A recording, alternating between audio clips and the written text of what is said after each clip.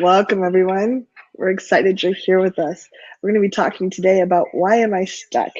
And we think this issue is so important. I don't think, Rick, you and I have ever found anyone who's completely unstuck in every area of their life. And getting unstuck in one area can really help give you momentum in others. I'm Kathy Martini from IntimacyDojo.com and ThrivingNow.com, and I'm here with the amazing Rick Wilkes from ThrivingNow.com. Thank you for that adjective. I believe that the information that we're sharing amazed me when I first let it really sink in. Mm-hmm. And so we're inviting people to turn off your phones. You're choosing to be here. And by coming present, feeling yourself in your seat, and be open to, even if you've heard some of this information about what gets people stuck and things, to not view it just as an intellectual exercise. Yeah, I think we numb We out love, sometimes and we've stopped letting in. I went back through some notes from like 10 years ago and I was like, wow, I'd forgotten about that's right. That was really powerful. Like we forget, we get used to it and think, oh, I know that already. and we'd love to hear your ahas and things in the chat window if you're here and something comes to you. Also, Yeah. there's a place to ask questions. If you have difficulty hearing us or seeing us, there's a little link that says get audio and video help, and you can switch on it compatibility mode. Just a little housekeeping. So, Kathy, would you like to get us started? Why am I stuck? It's a tough thing. All too often people they have dreams, they have goals, they're smart people, and they have all this stuff set up. Like New Year's, I have a lot of clients that are like, no, I'm going to do these things, and I do it myself, and I have these things I want to do, and I know how to do them. I know why I want to do them. I know all the steps. I have it broken down into baby steps, and we run into walls. We find that inner resistance just really holding us back. And it's so frustrating when you're like, I'm a smart person. This matters to me. Why am I not doing it? And I know for a long time, until I understood this better, it really undermined my confidence in myself. I started feeling like there was something wrong with me, that I couldn't move ahead with something that was so core to who I was and what I wanted to create in the world. So even the best laid plans, all the knowledge, all the skills, people find themselves not taking action, or they can actually end up sabotaging themselves.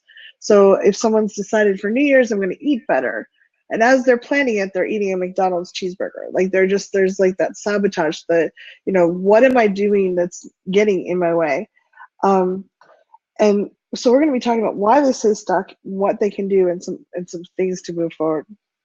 Great.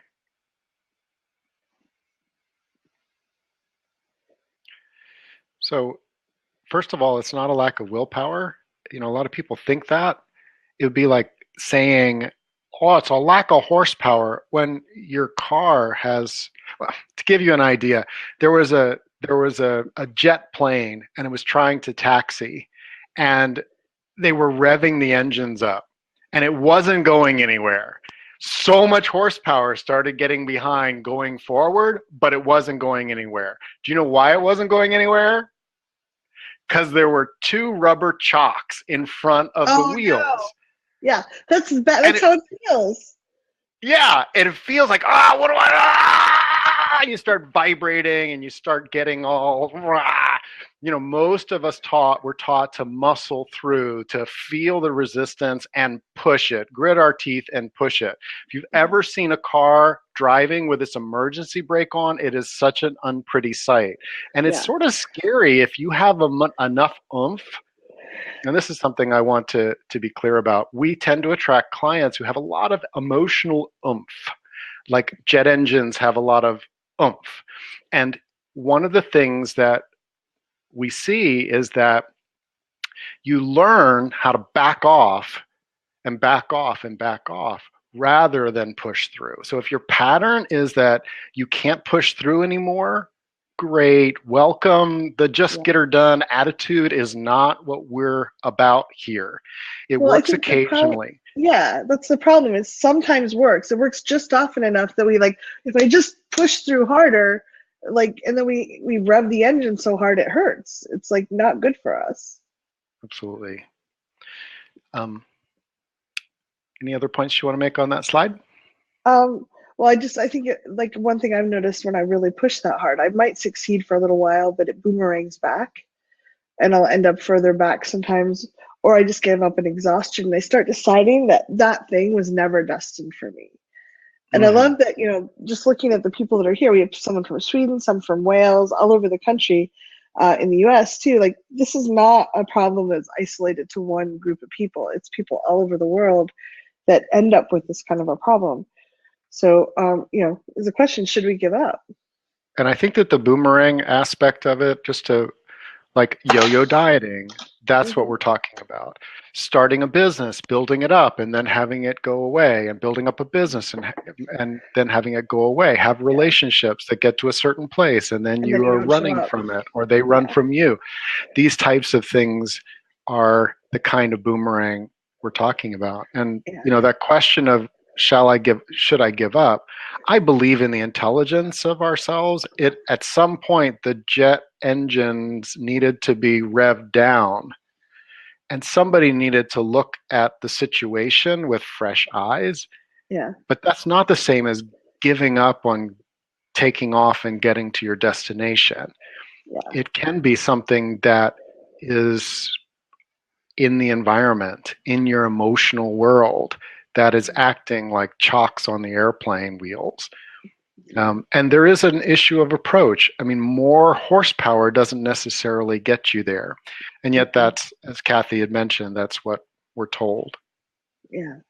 I think the most important one, this is a huge aha for me, and we're going to go in more detail on this as we go forward. But realizing that you've actually been fighting a part of you that is convinced that letting you move forward is dangerous. And that part of you has first dibs on all your resources. So fighting that part of you is really an uphill battle in mud. It's Mm, just going to be really hard to move forward. yep. Um, yeah, and on it, I really think the amount of struggle you're experiencing in some ways is evidence of how strong you are and how much untapped potential you have. Because that plane, like you said with the chalks, it was really struggling to go forward, and it had some blocks. But as soon as you took, there's a lot of power there. As soon as the chalks are removed, it could move forward really well. There's a lot of power to move there. And like the chocks on the airplane, many times these blocks are not something that you consciously put there. They're Yeah. things that were put there to stop certain things back when. Like, you don't want the Mm-hmm. airplane blowing down the runway with no one in it. The And so the passengers chocks running are after it. really useful, just like the emergency brake when you're on a steep hill can keep you from just sliding down when you're not even driving. So, Yeah. yeah, thanks. So what's stopping people, Kathy? What's at work here? I think there's a root cause that's common to all of this. It doesn't matter whether you want a healthier body, more love in your life, better finances, a better career, whatever it is, there's a common root cause. And it's not there to hurt you. It never was there to hurt you, even though you might be really angry and frustrated at it. That part of you is really desperately trying to help you. The problem is the harder you push forward, the harder it shoves back. Just like if you had a 3-year-old who really wanted to run in traffic, you'd be like, no, like, I am not going to let you go. And the harder you push, the harder I'm going to hold you back. It's really that kind of love, that survival, like, no. Um, and then after a while, it's easy to think there's something wrong with you, or those dreams are just never, I wasn't destined to have love because I've tried everything and I worked so hard and it just Mm. never works out for me. And it's really sad for people when people give up on stuff like that, because it's often there's just chalks in the way. There's just the brakes are on, and we're going to show you how to get rid of those brakes.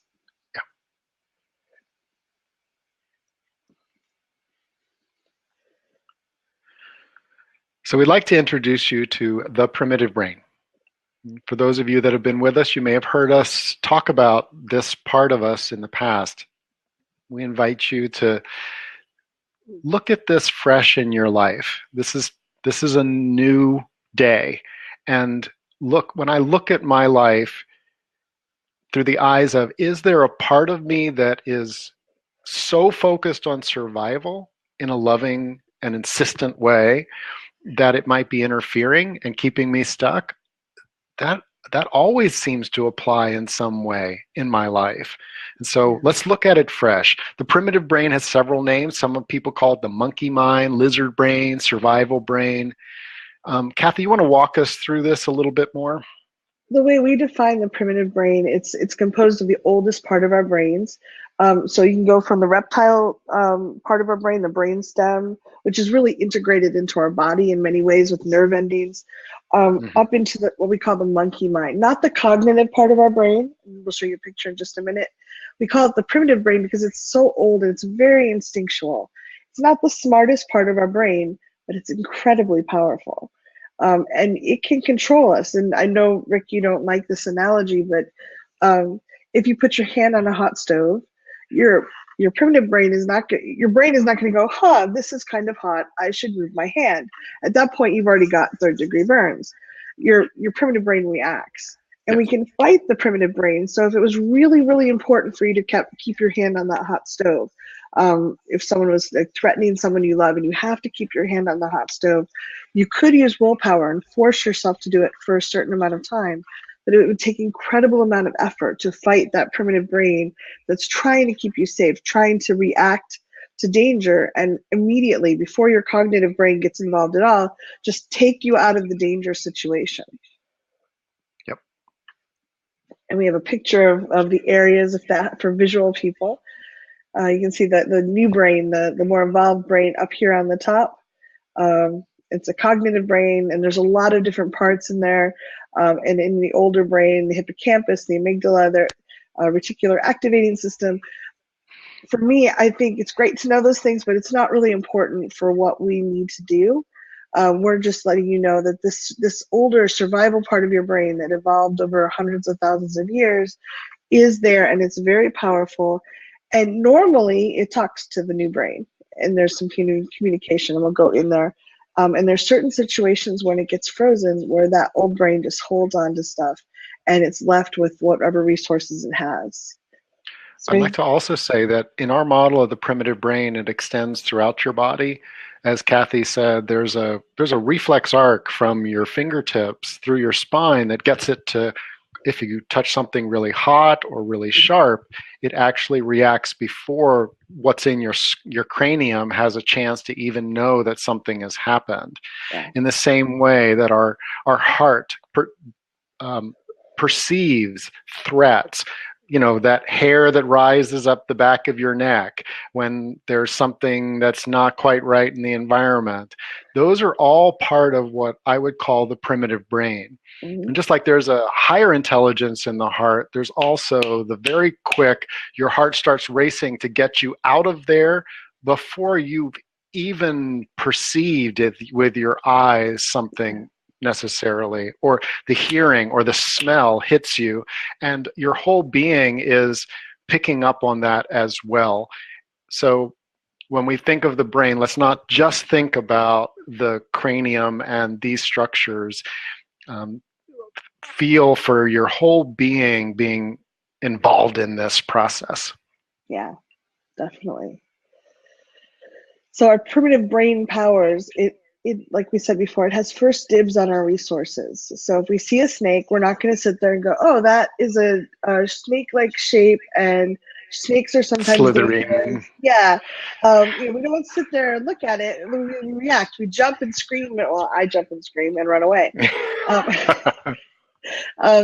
So if in dangerous situations, whether it's real danger or not, perceived danger, the primitive brain takes over control and it directs all the actions. Mm-hmm. It's very hard to fight the primitive brain. Like we said, it's like it has decided certain options. It only has a few options. One of them is I'm safe, and then it lets the cognitive brain have full run. If it's perceiving that there's a lack of safety, then it stays with at least its hands on the reins, if that makes sense for people that have ridden a horse. It stays where it can pull back or kick you forward or to get you to run or to stop and freeze. It keeps that kind of control over us. And this is inborn. This hardwired. Part of us develops. Yes, it's hardwired. So it's not something that you're going to get rid of like like you might get rid of a rock in your shoe. It's something that's going to be with you, and But we can none of teach us it, will we be can alive. upgrade it. Yeah, we can Exactly. upgrade the software. So when the primitive brain sees danger, whatever it perceives is identified as danger, its first choice is to run away, because if you run away, there's less chance of you being hurt. You can get away from the issue, from the snake or the bully or whatever it is, and just Turn, go up, go back to yeah. berry picking. Turn Um, tail and run away. Live to pick another day. yes, yeah. The second choice is to fight. Your bully, pick on the bully, hit the snake with a stick, whatever it is, like fight back and retaliate. And if you can't do either of those first two things, you'll often freeze. And we're going to go much more in Right. depth on the freeze, because that's really where we get stuck. Yeah.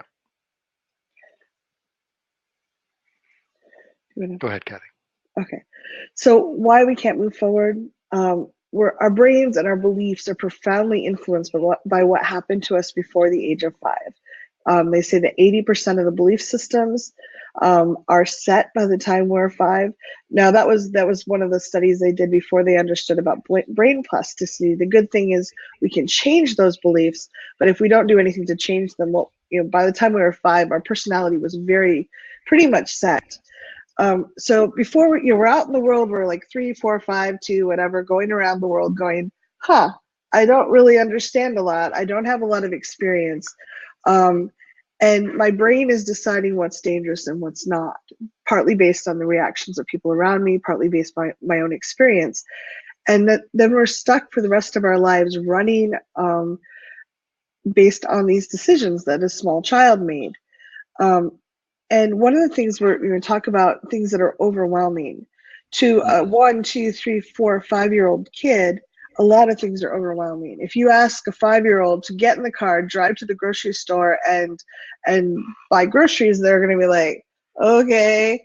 It's overwhelming. And the thing is, we can code that in our brain. Sometimes it can be stuck as, this is a big deal. This is more than I can handle. Right. And more than I can handle is a danger to the primitive brain. Did you want to? That's worth amplifying. More Yeah. than I can handle is a threat to the primitive brain. Even more than I can handle of something that I really want, I've been preparing for, and it's more than what I want. And that can go for love, it can go for success, it can go for so many things. Yeah. Yeah. And if a lot of parents were broken. And so if you're trying to learn about love from your parents, and you realize that love is a big burden, and you've got to guess things, and you've got to take too much responsibility for a 3 or 4-year-old kid. Love can be encoded in our primitive brain as a scary thing to be avoided. Even if our cognitive brain is like, yes, we want this, the primitive brain has more power. Exactly. So we come to the freeze response. So I had always heard it as the fight or flight response. When I was studying athletics, it was the fight or flight response. And yet, even in athletics, we see people freeze, or they just don't come through at a particular moment. The freeze response is something where fleeing is not perceived as possible, and fighting is not perceived as a good option. If you're 5 years old and someone is screaming at you and they are 6 feet and 270 pounds of bone and muscle, fighting back, even to protect your self-image, may be like, that is not a good idea. Well, that's been trained out of us anyway. They don't encourage you to run away from your parents or kick your teacher in the shin. They'll bring you back. What? Yeah. And so we're not taught to run away, and that leaves freezing as the only option. And it's a form of coping. It's like, okay, I'm going to let this play out. I'm going to not draw too much, and I'm going to try to figure out how to cope in place. Just like the rabbit that freezes in the bushes because there's a wolf right nearby. It may work. The wolf may not, like, I thought there was something here and I'm not seeing it now. So it works sometimes. The problem is with humans, Yeah. We don't always let the freeze response release. So What do you trauma mean by that? occur. Okay, so what happens is, most or all animals, and humans included, our systems are geared to release that freeze mechanism. So normally, if there's a freeze afterwards, once the wolf has gone away, the rabbit will twitch or run away or hop and kind of make some noises. Run I back to don't its know. burrow Yeah, and yeah, unwind. yeah. And humans would normally cry or yell or kick or whatever. But it's shut down. We're taught to shut down that release mechanism. Big girls, big boys don't cry. I'll give you something to cry about, hold it together.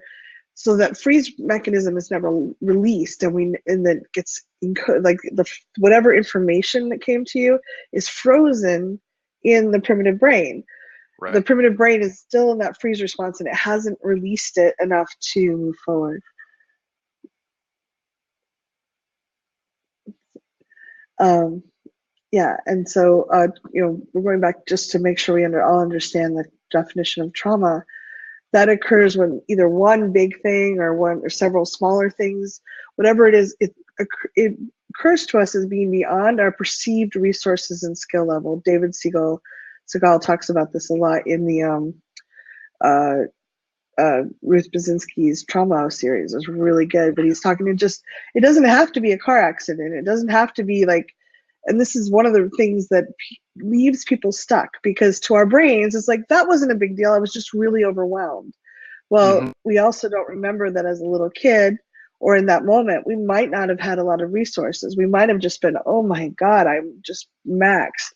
And to our primitive brain, that's like, wow, I am not surviving well. I can't handle what's coming at me. I'm going to freeze, and now it's stuck. And now the primitive brain can't communicate with the cognitive brain, and all the information is stuck in there. And just to say, I want to be able to sing, for example, and I had my partner helping me walk through some exercises, and having to sing for another human being with some expectation of what's going to happen, I felt my freeze response kick in. Yeah. That's really old. Around singing and freezing, there's a certain pattern. And so it's not that I'm not safe. It's not that I actually safe in that circumstance, but there were times before where I wouldn't have been. Yeah. And so my body came up with the freeze response. So let's all take a moment and think about what's something that you want where you might notice that you lose your voice, literally or figuratively, or you have a small action that you could take. If you want to share kind of where you get frozen in the chat, that's welcome.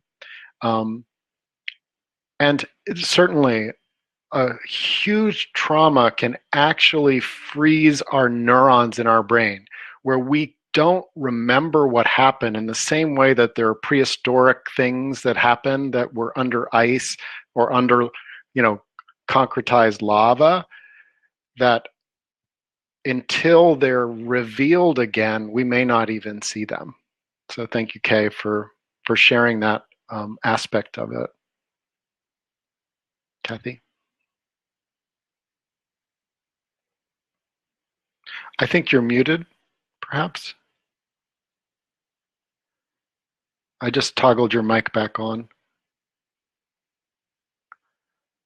For some reason, I'm not hearing you.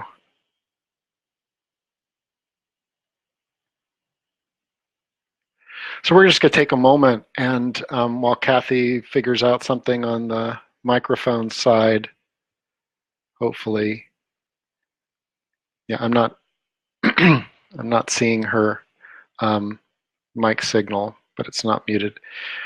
Just take a moment and just take a breath, and just by acknowledging that freeze is a part of what our biology was designed to do at certain times. Maybe that part of us has been exercised 1,000 times in the last year, or during our lifetime 100,000 times. You may not like at all freezing as a part of what happens to you. Good. I hear you now. I don't know what happened with my AirPods decided they needed a break. One of the things I wanted to emphasize too, Rick, you were talking about the singing, which is a social, a lot of people are like, oh, that was social. That's not really a trauma. But our primitive brains are really wired to fit in socially. If our tribe decided we weren't worthwhile or we were embarrassment, we might be left. Or if we broke a leg, no one would bring us food. So that is a very deep trauma to the primitive brain, to be laughed at or to feel like we're not doing a good job in front of our tribe. So that's something to, like I've had people dismiss that. Oh, that was just a social embarrassment. No, to the primitive brain, that's a huge deal. We're social creatures. Yeah. Kathy, while you bring the presentation back up, we were tuning to the fact that this freeze response is a part of us. You shared your desktop, I think, instead of just the window. Thank you.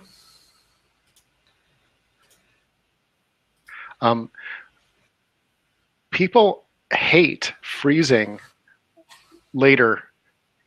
It's the kind of thing that if you freeze, it's even just the fact that you froze has a certain quality of trauma to it. I can't believe that I didn't scream no. I can't believe that I didn't scratch.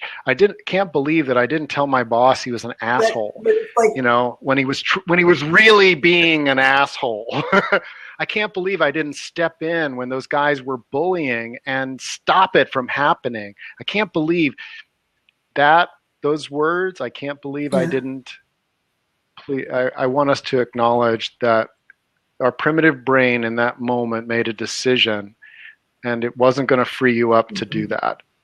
And whether in retrospect we're happy with that decision or not, what we're going to be inviting is our primitive brain to start looking and activating more resources, healing the freezes that might be in the same way that if you're carrying a 200-pound block of ice of all of these old frozen things, it's hard to dance.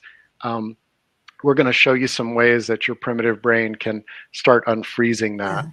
And yeah. All right. So I think that, when we get that freeze response, when we're really scared, our primitive brain is reactive. It's reacting to the scary thing that is happening. So as we said before, things that are overwhelming in the past are stuck as scary and to be avoided. And I had this one. My parents fought over money a lot when I was a kid. One of my earliest memories is hiding behind the couch with my sister crying while my parents screamed at each other. And I grew up thinking that it was money. My brain decided money was dangerous.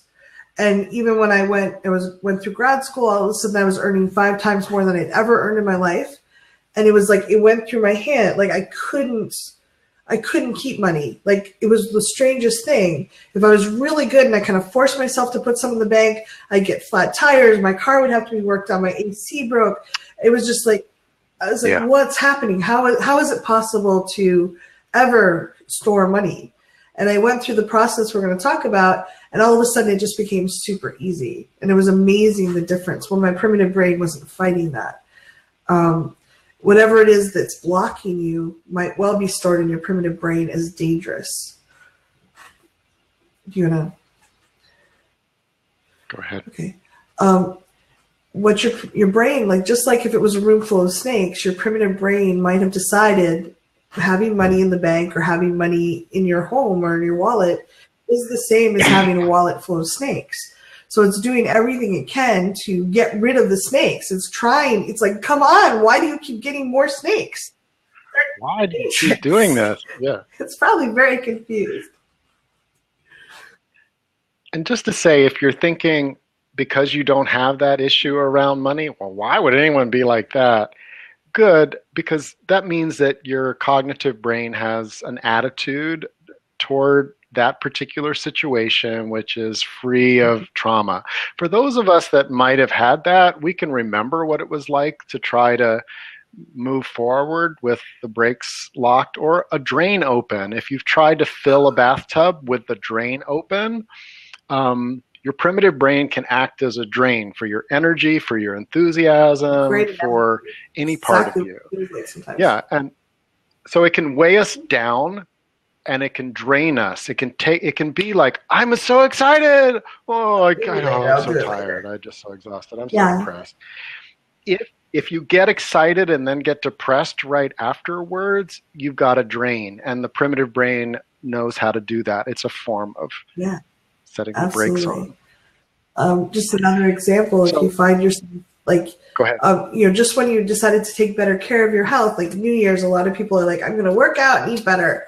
You might find yourself like, as you're plotting and planning how you're going to do this, you're eating foods that are unhealthy for you.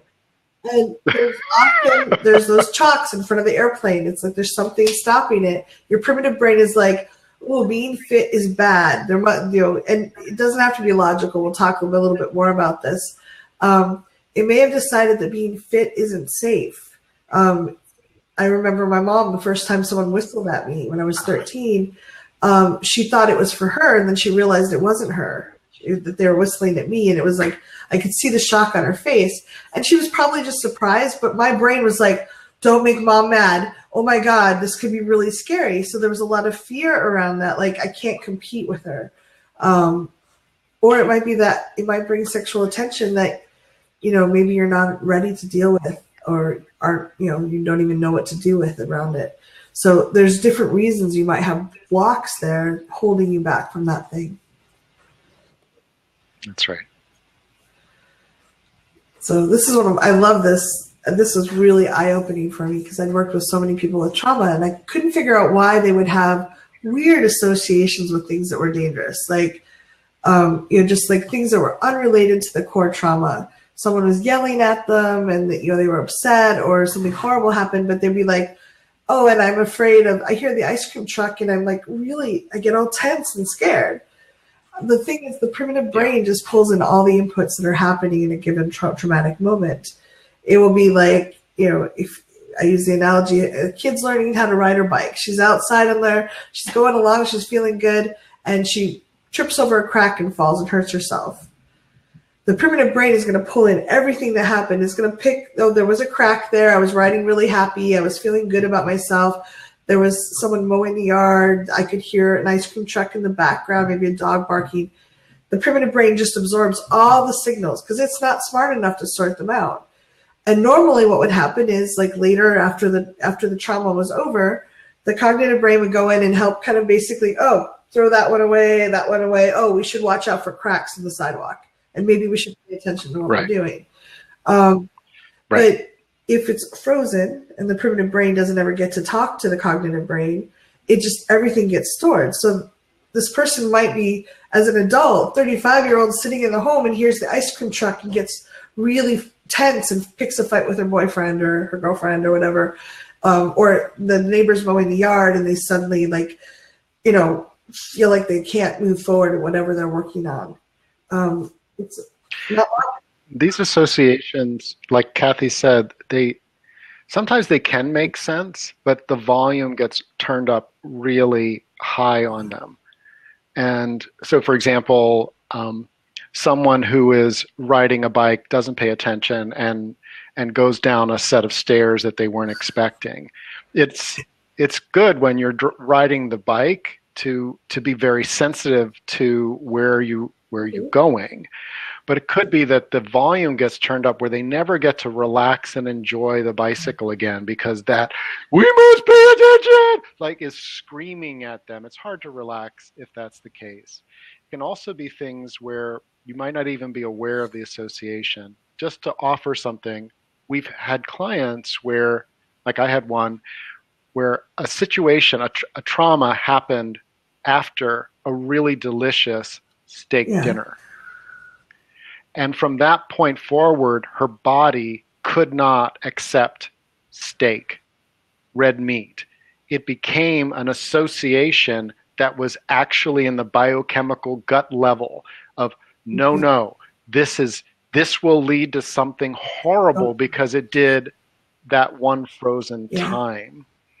A smell, if certain smells are just so repulsive to you, that's different than I don't like the smell of that, versus incapacitated. You start having a reaction, like you feel your body going, blah, blah. That may be tied to something in the primitive brain because it's very smell and taste and situationally associated. Well, I know you and I both have had clients that they were feeling really good about. They were feeling good about themselves, their body, or they just had a good day and they were enjoying life. And then something really bad happened, and then all of a sudden there's that fear of, if I'm feeling good, bad things are going to happen. So, you know, that's also an association people can have. Absolutely. So the primitive brain is very powerful and it's very determined, but it isn't very wise. The research says that it has the intelligence of a small dog, which is not who I want necessarily running my life and making choices for me. And that's why when it's not in that frozen pattern, it will communicate. You know, the cognitive brain goes downstairs and like, oh no, you don't need this information. That's really important. Let's keep that. It helps it understand it, and it will update the beliefs. But unfortunately, a lot of us have a lot of frozen incidents where there's a lot of garbage. The primitive brain is really clogged up with clutter. Yeah, so like the primitive brain, when it's working really well, let's say that you were about to do something really new, but you were going to go skydiving.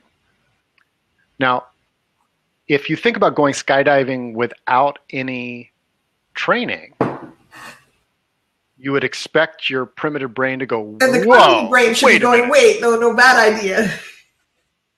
Yeah, I know, but some people, they're just so enthusiastic. I said, look, it's just, all you have to do is pull a cord and float to the ground, you know? But your primitive brain would say, a well-working primitive brain, from my standpoint, would put on the brakes there.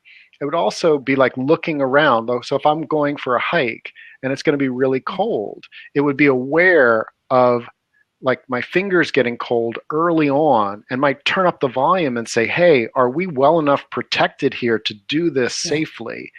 And you'll feel there is a little bit of a, wait a second, what about? And that's what the primitive brain is really good about. It says, wait a second, what about cold or falling or threats? And if it's working well, your cognitive brain and your primitive brain are saying, yeah, we got this. Or, oh, well, why don't we grab a whistle? Or why don't we get some extra training? Or why don't we practice this a little bit more before we do it?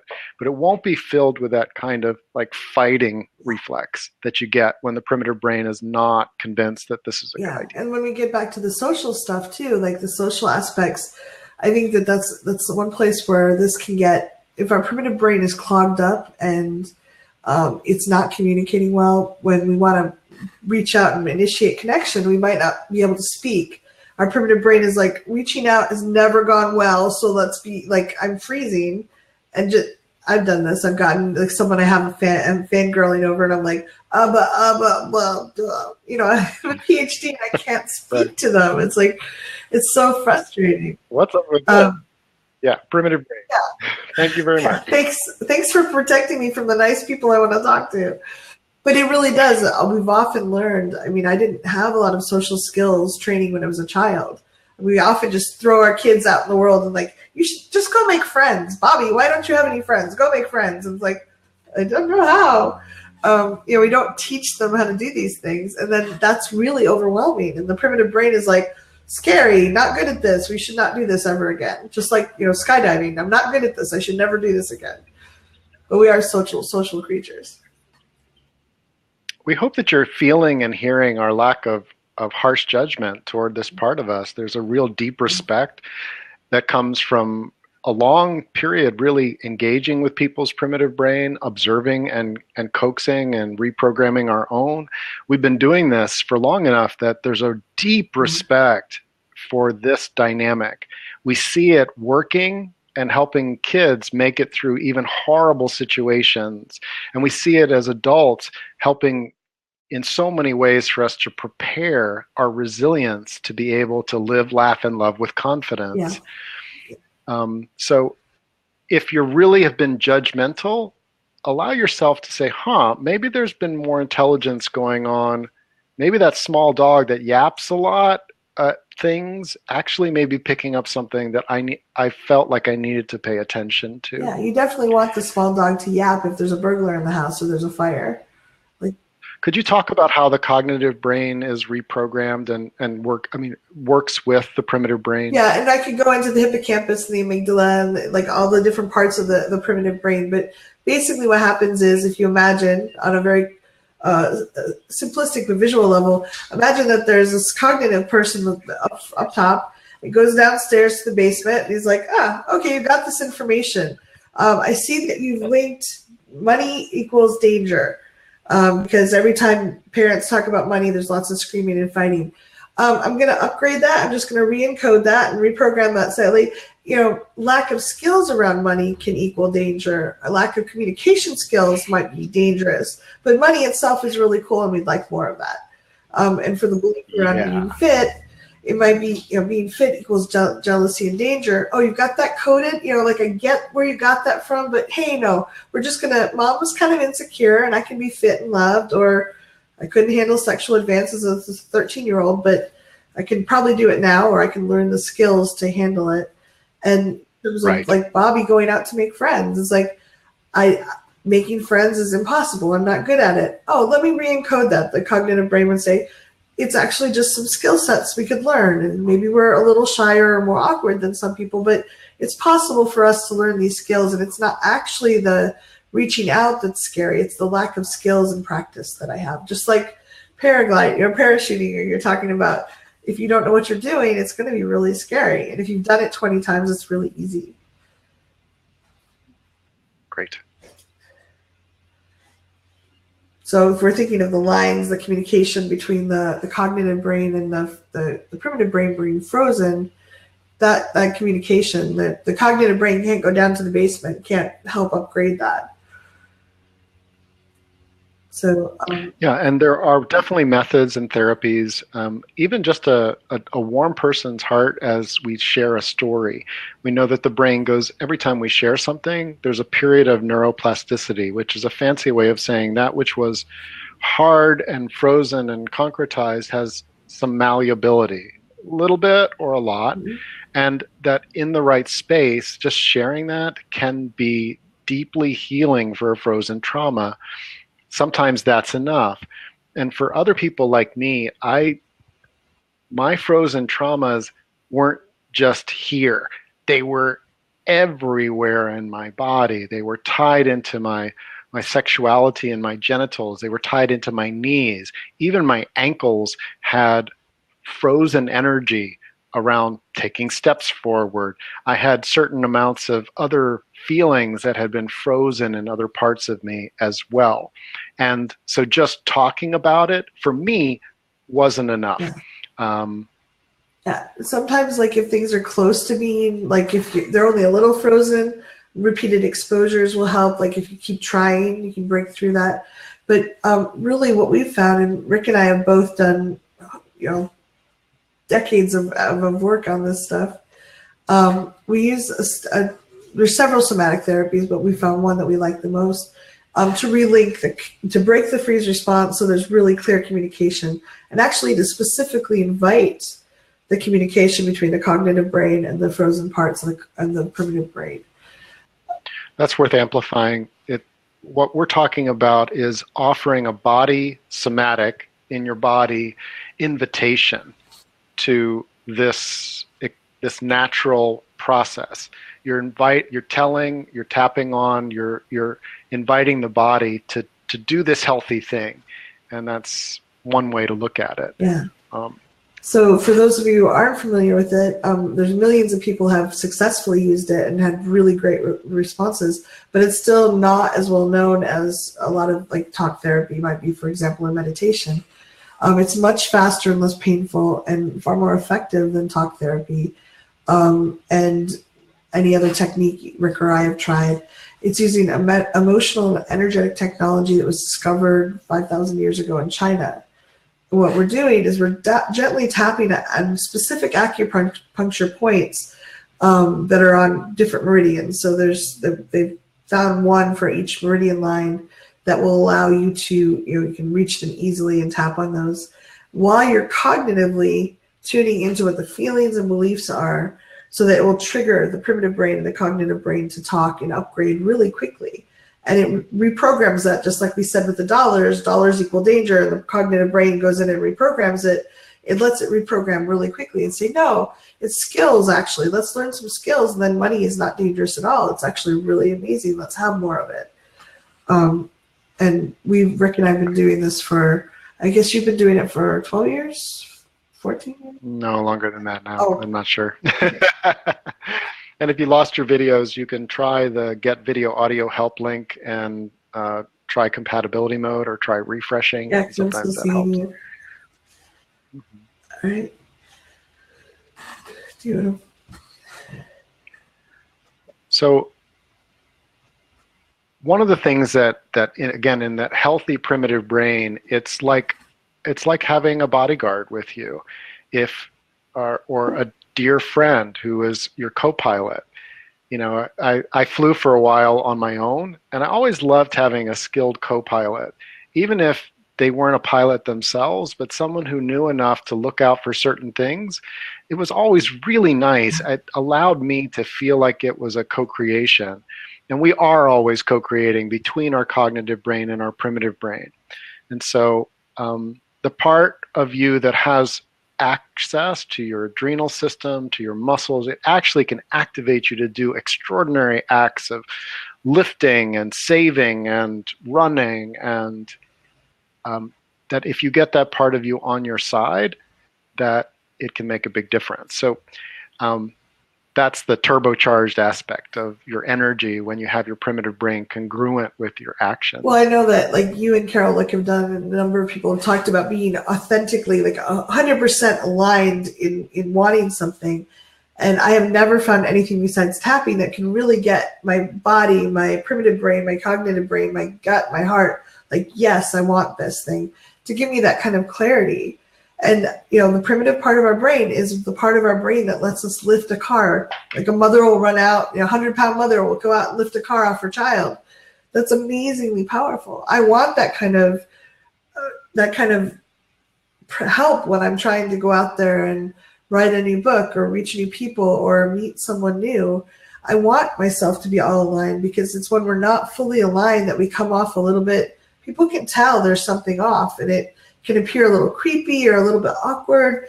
And you know, while the other person may not understand the blocks we have, they just know something's not quite there. And it can really hinder the social aspects of all of this. Mm-hmm. So what we're doing is called emotional freedom techniques, or tapping. And the points are right here. I know a bunch of you already know about this, but not all of you do. And you may find that it's a good way, you know, we may have words that you like to help explain it to other people that haven't heard about it. You want to? So these are natural comfort points. Look, the top of the head. If you've ever, oh my gosh, like some people, when they just want to calm down, they'll put their hand on their top of their head. If you get a shock of your life, your hand goes here to the collarbone points. They're right here. They're part of in the kidney meridian in Chinese medicine, which is connected to the adrenals. You don't need to know that. If you've ever like sat with your hands, you know, if you're like frustrated but you're not wanting to get into it, you can sometimes like set with your hands underneath your arms. The underarm point is about mid-bra line for a woman, about 4 inches below the armpit. So these are natural comfort points. Top of the head, eyebrow, the start of the eyebrow, you know, putting your hands over, people rub here, side of the eye. You know, they'll put their hands on the side of their head. They'll rub underneath their nose, under the eye, under the nose, the chin point. If you ever see someone just like rubbing their chin, these are natural comfort points. They're used in Chinese medicine, and they're also probably been used as long as humans have been around, because they're access points into our energy, our emotional energy system. Yeah, and for those science geeks out there, they've done Harvard Medical and Ohio State Medical have done extensive FTIR studies where they show that doing the gentle tapping will help trigger the hippocampus, the amygdala to communicate with the cognitive brain. So that the primitive part of the brain is literally communicating in a different way when we're tapping these points than it does otherwise. And that's exactly what we want to create. And we do have a free manual at thrivingnow.com/tapping. Yeah. as well. Do you want to just lead a quick tapping just so that anyone who's new to it can see? Why don't you do that? I've got a little technical thing on my side, Right. and So everyone take a nice slow deep breath. And we're going to start tapping on the karate chop point right here on the side. And I like Rick's analogy. You're going to tap about as hard as you would if you were tapping on a table, drumming your fingers. You tap about that hard. You don't want to hurt yourself, but you do want to feel it. And we're going to start with just repeat after in your silence. You're muted on here, so you won't interfere with the recording. But if there's someone around and you don't want them to hear it, you can say it in your head, and that's fine. So karate chop, even though I'm stuck. even though I'm stuck. I'm really curious on how I can release this. I'm really curious in how I can release this. Even though I've been really mad at myself. Even though I've been really mad at For myself. not moving forward more quickly. For not moving forward more quickly. Maybe my primitive brain has just been protecting me. Maybe my primitive brain has just been protecting me. And I can start releasing that old programming. And I can start releasing that old programming. And let it help me move forward. And let it help me move forward. Even though I've been frustrated as heck. Even though I've been frustrated as heck. I'm ready to make a difference right now. I'm ready to make a difference right now. Maybe I can do that with all of me. And maybe I can do that with all of me. Top of the head, I've been so frustrated. I've been so frustrated. Eyebrow, I didn't know what was wrong. I didn't know what was wrong. Side of the eye, I didn't know why I wasn't moving forward. I didn't know why I was moving forward. Under the eye, I have some clues now. I have more clues now. Under the nose, and I can tap on them. And I can tap on them. Chin, I bet I can release this old programming. I bet I can release this old programming. Collarbone, and start moving forward. And start moving forward. Under the arm, I'm ready to create the life I've always wanted. I'm ready to create the life I've always wanted. Top of the head, in a lot easier way. In a lot easier way. Take another nice slow deep breath. And just notice how you feel as you go through that. A lot of people will feel more relaxed and curious and open. Just even tapping a couple rounds. Rick often recommends if you're at work, drink some extra water, and when you run into the restroom, just tap a little bit, and it will. You have a perfect excuse, and it can help start releasing these patterns. Even if you don't know what to say, you can tell, I don't know what to say, but I'm stuck. It's okay.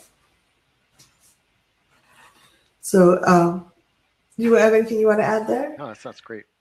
We have about Okay. 7 minutes left. Yep. So we're going to go on to some tips and suggestions on this. But before we go forward, we always like to give people that want to go deeper an option information about that. So we, Rick and I, basically based on how stuck so many people were and how reactive so many primitive brains were, we created this program called Reprogram Your Primitive Brain, where we actually help you go through and understand this at a much deeper level with lots of tapping and guidance, guided visualizations, meditations, to help you really anchor and take your primitive brain from this reactive, kind of cluttered area with all this bad programming into a place that's super resilient and where it can release things really quickly and it has really good programming. So we're really proud of this program. It's quite in depth, and we learned a lot even doing it. So we'd love to hear. If you're interested, you can go to thrivingnow.com/primitive-brain, and we'd love to know what you think if you decide to go ahead with that. So should we answer some questions about tapping so that people have that? Sure. On everything, well, I use it for anything that's an emotional disturbance for me. And I find that if nothing else, if it doesn't clear it, I feel more present. I can be more present. Yeah. Yeah. And sometimes, let's face it, a lot of trauma, social trauma, is in relation to other people. And I have found that if it's not working for me and it's related to someone else or a belief that I've established about myself because of what other people thought of me and how they behaved toward me, yeah, wow, getting someone else to tap along with me, whether professionally or in a group or with a tapping buddy, has made such a difference because they can Well, often it's a blind reflect the spot. blind spots. Yeah. Yeah, we don't always see them ourselves. Kathy? One of the things, yeah, one of the things we've noticed is it's the illogical beliefs that really get us stuck. So our primitive brain again was absorbing a lot of the danger signals when we were very little, and to a little kid, we sometimes make associations that aren't really there.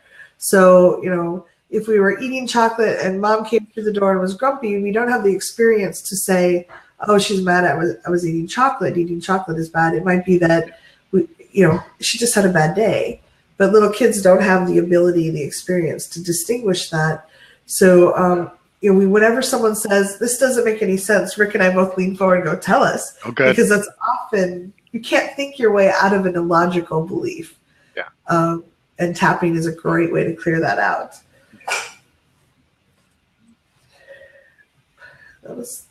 So those are some tips and tricks as you go forward.